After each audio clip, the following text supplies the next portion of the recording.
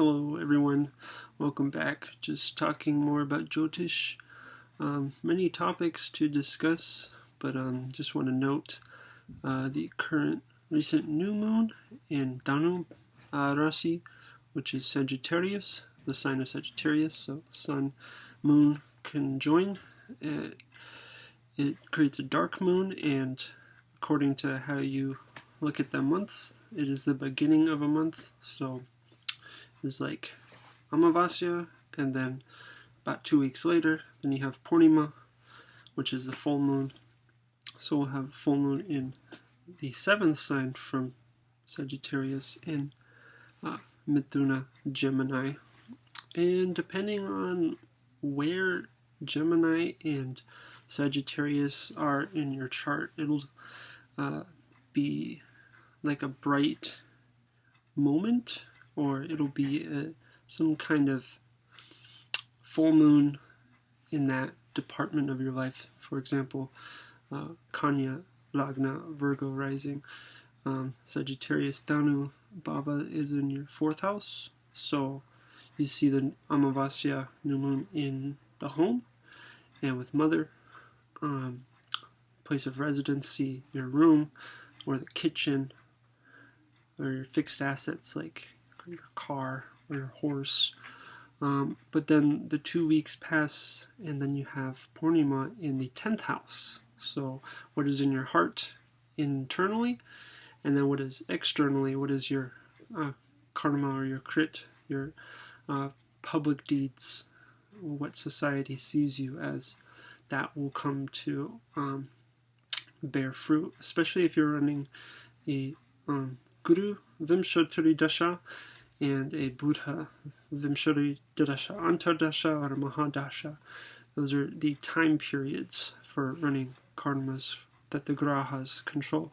So I'm just speaking generally, but this is an interesting topic where you have amavasya and purnima, and how the 7th axis for those signs in the bhavas that they represent for an individual will it can show activity, again, illumination, right? The moon is reflecting the sun's light, so the sun is the soul's light, moon is reflecting back in a mental way.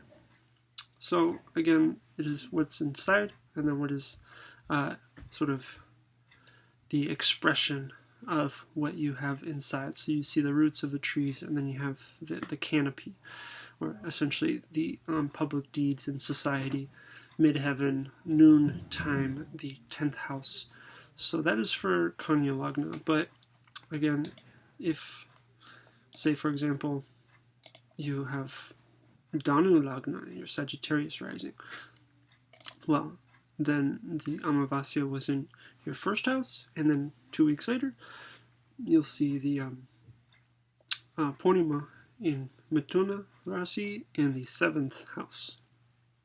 So it is about you and another person, whether it's a one-on-one relationship, partnership, best friend, spouse, business partner, dear friend, of course, even like any kind of business exchange, or even enemies or faraway places. These are all 7th house matters.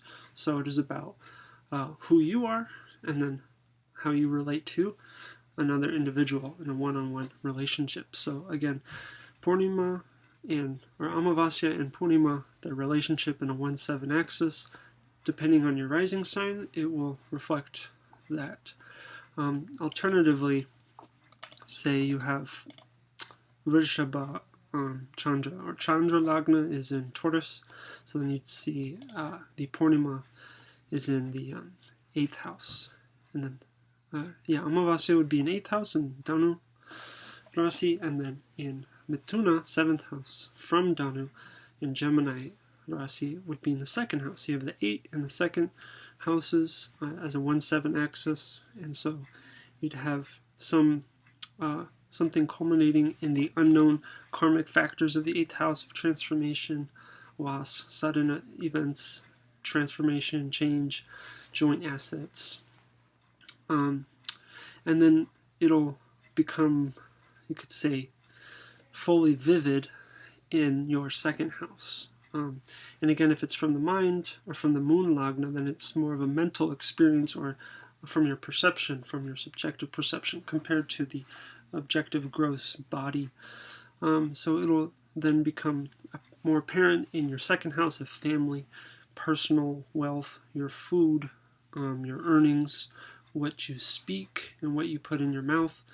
And so it will all depend on your rising sign about how this amavasya and purnima relationship will happen.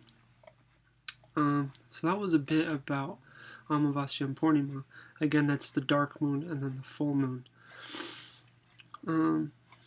I guess another thing I want to mention is Shanicharya has been in Makara rasi, Capricorn, the sign, for some time. Like 2.5 years takes Shanicharya to traverse one rasi, one heap of karma.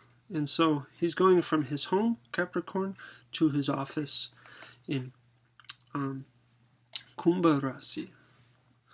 Kumbha rasi is Aquarius, the zodiac sign of Aquarius. So when he goes there, he's going to get busy, and there's going to be much more humanitarian work, basically, society focus.